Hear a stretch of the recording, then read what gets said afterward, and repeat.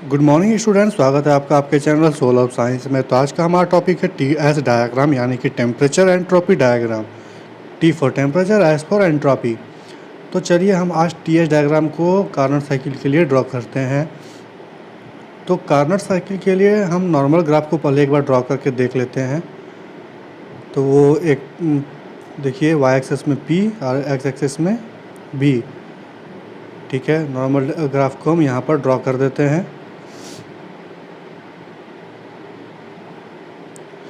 तो देखिए इसमें 4 कर्व होते हैं A B C D।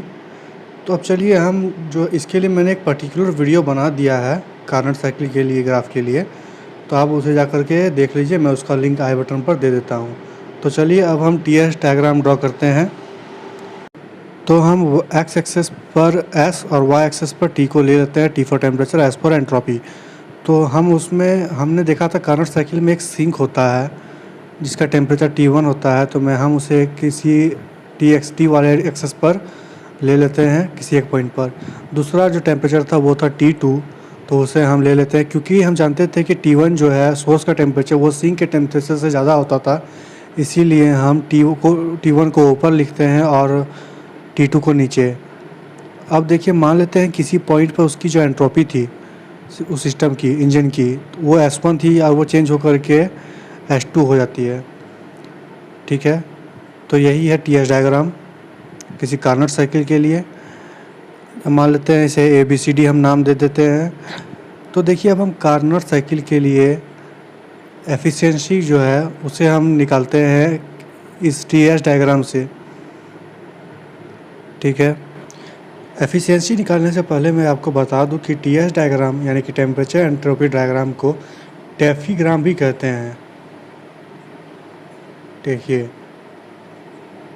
It is also known as tephigram. TS diagram is also known as tephigram. तो देखिए, आपको याद होगा कि कार्नट साइकिल में, कार्नट इंजन में हम जो सोर्स से Q1 अमाउंट ऑफ हीट लेते थे। कब? एट वन टेम्परेचर T1 से सोर्स से Q1 अमाउंट ऑफ हीट लेते थे। मान लेते हैं हम वो ले लेते हैं तो वो जो Q1 होगा वो होगा ABF और E के इक्वल, उसके एरिया के इक्वल। ठीक है, तो हम यहाँ पर लिखते हैं Q1 is equals to area of ABEF। ठीक है, तो ये जो Q1 अमाउंट ऑफ हीट जो है Q1, वो इस एरिया के बराबर होगा क्योंकि वो टोटल एनर्जी उस एरिया की टोटल एनर्जी के बराबर होगा।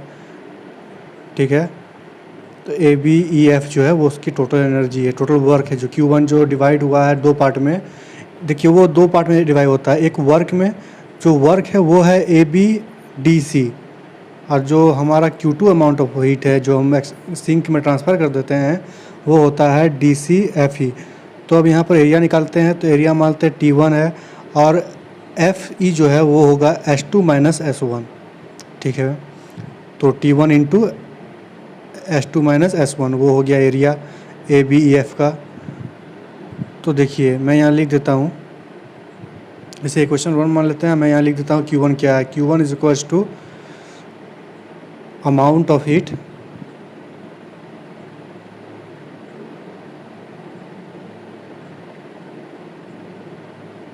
Transfer to the engine. Q1 जो है इंजन को दिया गया हीट है। ठीक है, अब देखिए हम यहाँ से Q2 कैलकुलेट करते हैं। तो Q2 क्या होगा? Q2 वो हीट है जिसे उस इंजन ने वर्क में कन्वर्ट नहीं कर पाया। तो वो हमारा जो एरिया होगा वो हम लेंगे DCFE। ठीक है, क्योंकि ABDC जो है वो वर्क का एरिया है। तो Q2 is equals to area of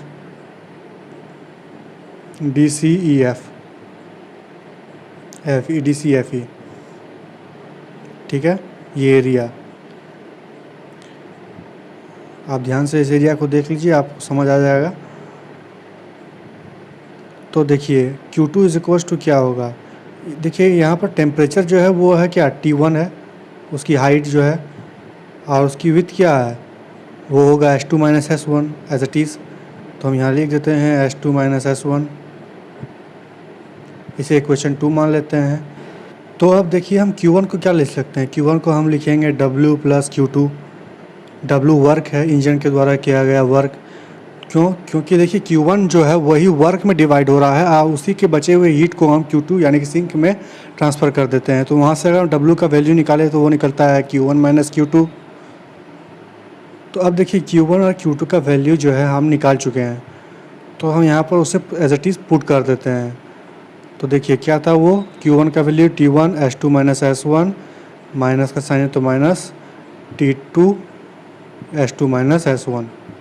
ठीक है, देखिए मैंने उसे एज इट इज़ पुट कर दिया यहाँ पर वैल्यू को। तो अब देखिए हम क्या करेंगे, हम कुछ नहीं बस सिर्फ S2 माइनस S1 को कॉमन ले लेते हैं। तो हमारे पास क्या बचेगा, S2 माइनस S1 को कॉमन ले लेते हैं तो हमारे पास बचता है T1 माइनस T2। ठीक है, तो ये जो है कार्नोट इंजन द्वारा किया गया वर्क होगा। ये हमने टेफीग्राम्स यानी कि टेम्परेचर एंट्रोपीग्राम से कैलकुलेट किया है। तो चलिए अब हम कैलकुलेट करते हैं एंट्रोपी को, एफिशिएंसी को।